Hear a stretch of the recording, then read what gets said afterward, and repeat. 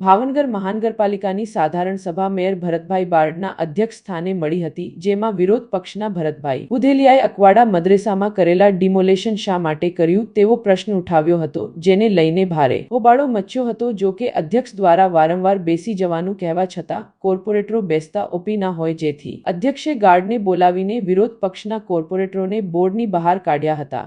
આ દરમિયાન પ્રશ્નોત્તરીમાં ભાજપના કોર્પોરેટર ધીરુભાઈ ધામેલિયાનો પ્રશ્ન હોય, પરંતુ તેમણે મને જવાબ મળી ગયો હોવાનું કહેતા પ્રશ્નોત્તરી પૂર્ણ થઈ હતી અને દરખાસ્તો ઉપર ચર્ચા વિચારણા શરૂ થયા બાદ 14 નંબરની દરખાસ્ત પેન્ડિંગ રાખેલ અને બાકીના 20 દરખાસ્તો મંજૂર કરવામાં આવેલ। આ ઉપરાંત અધ્યક્ષસ્થાને નીલમબાગ સર્કલ પાસે મહાનગરપાલિકાની જમીન આવેલી જે લીજ ઉપર આપેલી હતી તેને તાજેતરમાં ખાલી કરાવી હતી, તેને અન્ય કોઈને નહીં આપવા અને મહાનગરપાલિકા હસ્ત રાખવાની દરખાસ્તને મંજૂરી આપવામાં આવી હતી। આમ 21 દરખાસ્તો મંજૂર કરવામાં આવી હતી।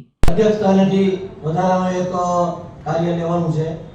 ભાવનગર શેર ઇન્વેસ્ટર્સ બ્રોકરને ફાળવેલ જૂના બિલ્ડર પાસેની જમીન રિન્યુ ન કરવા તેમજ બીએમસીની હસ્તક રાખવા અંગે સર્વાનુમતે મંજૂર કરવામાં આવે છે અને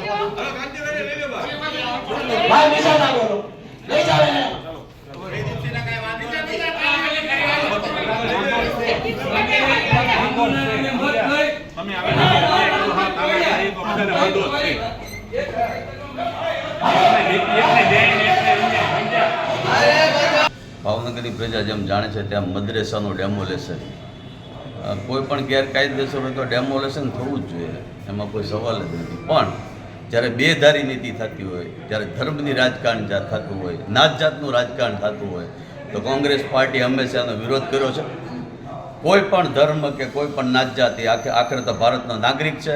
ત્યારે બોર તળાવનો આપશો મીડિયા મિત્રો અને ભાવનગરની પ્રજા પણ જાણે છે, વર્ષોથી આ પ્રશ્ન શાસક પક્ષના નગરસેવકોએ પણ ઉઠાવેલો છે અને ખૂબ જ ભાવનગરની પ્રજામાં આ હાઇલાઇટ પ્રશ્ન છે કે આ બોર તળાવનો ન્યાય ક્યારે મળશે। પણ આ લોકોને એ નથી પડી અને માત્ર ને માત્ર એક જ તે ધર્મ ઉપર એક જ જ્ઞાતિ ઉપર ટાર્ગેટ કરી અને પોતે મોટા મીર માર્યો હોય એવું એક વાતાવરણ પેદા જે કરવા જઈ રહ્યા છે ચૂંટણી આવે છે ત્યારે આ બાબતને અમે કોંગ્રેસ પાર્ટીના તમામ નગરસેવકો સખત શબ્દમાં વખોડીએ છીએ. આજે ભાવનગર મહાનગરપાલિકાની સામાન્ય સભામાં વંદે માતરમના ગાન સાથે સભાનું કાર્ય શરૂ કર્યા પછી તારીખ 18/10/2025ની કાર્ય થઈ હોય તેની કાર્યવાહીની ચર્ચા કરવા માટે બહાલ રાખવા માટે મેં જાહેરાત કરી. ત્યારથી જ તે વિરોધ પક્ષના ભરતભાઈ બુધેલિયા જે ખૂબ જ સિનિયર સભ્ય હોવા છતાં પોતાને સંપૂર્ણ જ્ઞાન હોવા છતાં બીજા મુદ્દા ઉપર ચર્ચા કરવા લાગ્યા. તેથી મેં તેને ખૂબ વિનંતી કરી, બેસી જાઓ, આપ સિનિયર છો, આપ વડીલ છો, ઘણું બધું સમજાવ્યા છતાં તેઓ બેસતા નહોતા અને મારે ના છૂટકે પ્રથમ નાગરિક તરીકે મારે તેમને બહાર મોકલવા પડ્યા.